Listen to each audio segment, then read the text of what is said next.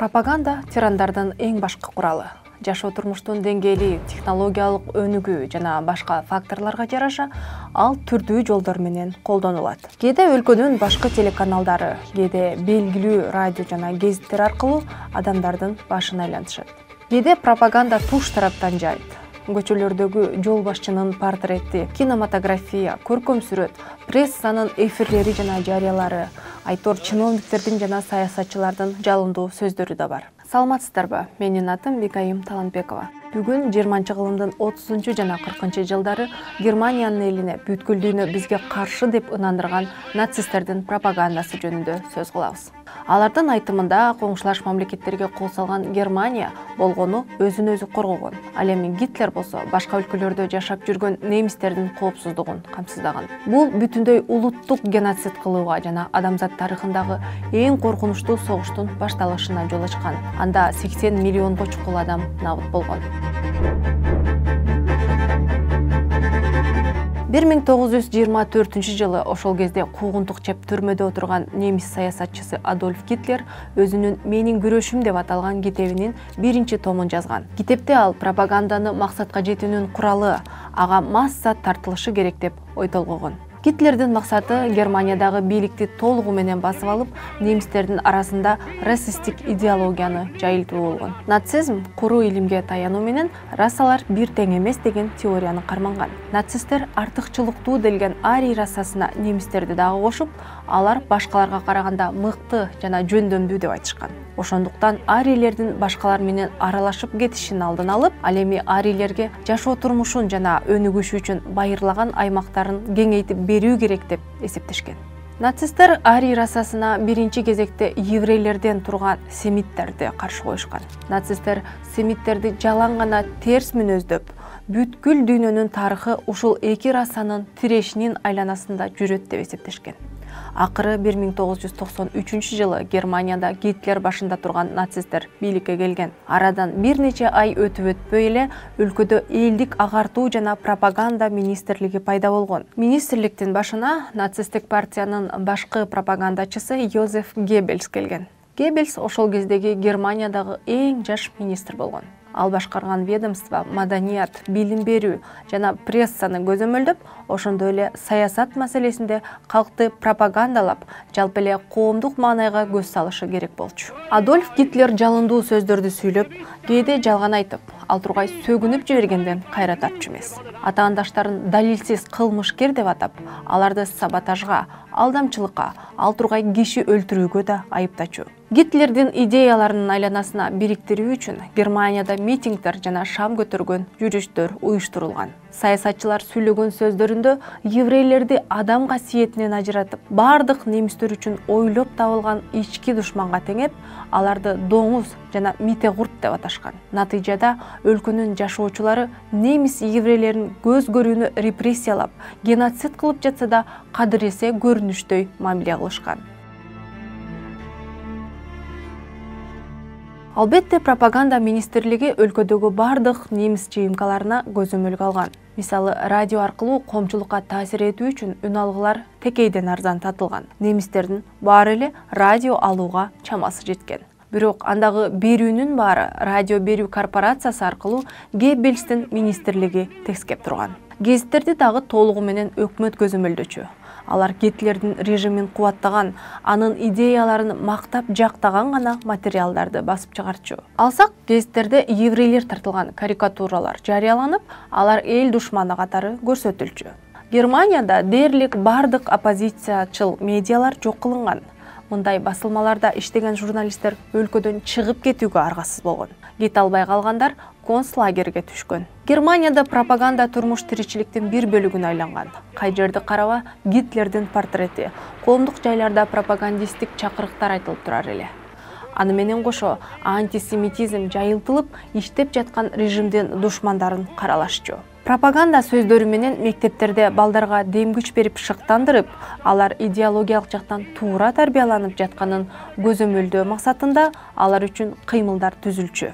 Окуу китептери, журналдар жана ырлардын тексттери балдар менен жаштарга таасир этүүнүн куралына айланган. Ал эми нацисттердин идеалына туура келбеген китептер пропаганда министрлигинин буйругу менен 1933 жылы эле Германияга таандык эмес духка каршы акцияда өрттөлүп жок кылынган. Биз билип түшүнгөн пропаганда искусствонун бир түрү эмеспи, деген Геббельс 35 жылы. Эгерде пропаганда бул искусство болсо, анда эмнеге бийлик аны көзөмөлдөсө болбосун? Гитлер Германиянын аскердик кубаттуулугун даңктаган сүрөттөрдү жактырчу. Ал эми ошол кездерде популярдуу болуп турган абстракционизмди жактырчу эмес. Ошондуктан миңдеген картиналарды көргөзмөлөрдөн алып салышкан. Анткени менен ошол кезде Германияда плакат тартуу өнүккөн. Аларды нацист сүрөтчүлөр тарткан. Сүрөттөрдө башкалар менен катар бир эл, бир рейх, бир жол башчы деген ураан жайылтылып, Гитлердин герт башына сыйынуу маданияты түптөлүп бекемделген. Нацисттердин идеологиясын ырлар да жайылткан. Мисалы, нацизмдин гимнине айланган Хорст Весселдин ыры, же башкача айтканда, тууну бийик көтөр ыры үмүт жана эркиндик берген свастиканы даңазалачу.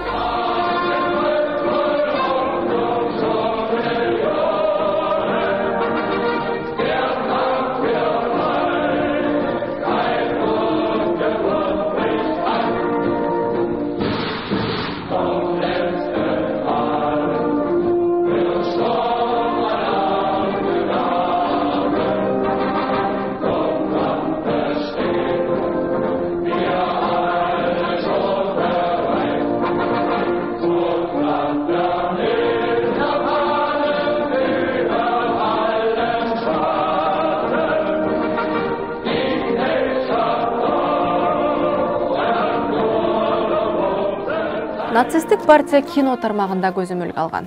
Киночулар атайын мамлекеттик уюмдун мүчөлүгүнө милдеттендирилген.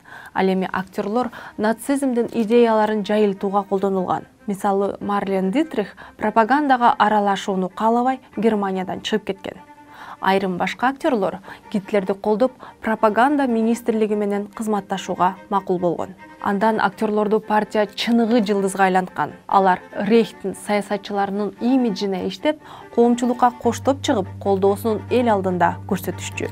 Дүйнөдө бир да мамлекет кино маселесин мынчалык деңгээлде колго алган эмес. Бул анын бизди карап турган жүзү, фюрер өзү жана анын үзөңгүлөштөрү, деген режиссер Лени Рифеншталь. Ал дагы кинолорунда нацисттик идеологияны даңктаган. Рифеншталь Гитлердин партиясынын съездери тууралуу трилогия тарткан. Тасманын мазмуну аталышынан эле байкалып турат. Ишенимдин жеңиши, эрктин триумфу, эркиндик күнү деп аталат алар. Анын тасмалары Германиядан тышкары көрсөтүлүп, нацисттерди оң образда көрсөтүү үчүн колдонулган. Кийин Рифеншталь 1936 жылы Берлинде өткөн Олимпиада оюндары тууралуу фильм тарткан. Улутчулдардын оюнда алар бүткүл дүйнөгө арий расасын артыкчылыгын көрсөтүшү керек болчу. Бирок дал ошол жерде Гитлер чындап ыза тарткан. Оюнда 4 алтын медальды кара терилүү америкалык атлет Джесси Оуэнс утуп алган. Алтын медальдын бирин фюрер өзү тапшырышы керек болчу, бирок ал андан баш тарткан. Ошондой эле Германияда еврейлер тууралуу кино тартышкан. Албетте фильмде алар антагонист болушкан. Режиссер Фриц Хиплер еврей улутун бузукулук менен акчага сүңгүп кеткен немис маданиятына жат адамдар катары көрсөткөн. Ал эми немис коомчулугуна нацисттерди даңазалаган кино көрсөтүлүп жатканда Германия, Польша менен Чехословакияга кол салган. Көп өтпөй өзүнүн элин экинчи дүйнөлүк согушка аралашууга аргасыз кылган. Чехословакия менен Польша биринчи дүйнөлүк согуштан кийин Германиянын эсебинен аймагын кеңейтип алган. Андагы этникалык немистер жашаган жерлер дал ошондон улам пайда болгон. Ушул себептен Германия Польшага кол салуусун тарыхый аймактарын кайтарып алуу деп атаган. Анан салт болуп калгандай, улутчулдар арасында поляктар фольксдойчендерге, этникалык немистерге кол салып жатат, жашоо бербей жатат деген сөздөр кеткен. Алар этникалык немистерди сактап калуу үчүн Польшага кол салууну сунушташкан.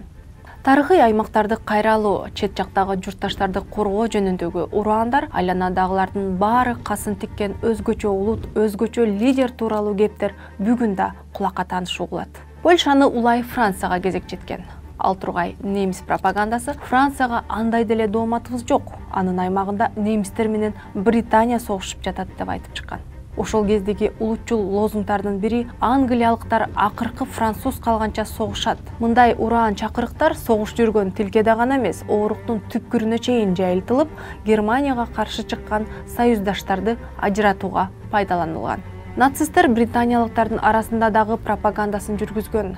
Атайын бул үчүн англис тилдүү радиолорду ачышкан. Андай радиолордун биринде Уильям Джойс аттуу британ диктору болгон. Джойс илгери 1932 эле фашисттердин Британиялык союзуна мүчө болгон. 39 ал Германияга качып чыгып, согуштун акырына чейин Лорд Хау деген каймана ат менен Гамбургтан радио эфирге чыгып турган. Ал кезде ошол эле BBC британиялыктарга согуштагы жагымсыз кабарларды айтчу эмес. Джой тескерисинче айтып турган. Мындан улам Улуу Британиянын жашоочуларында нацисттик пропагандага ишеним пайда болгон. Биздин берүүлөрдү Англияда өтө олуттуу кабыл алып жатышат.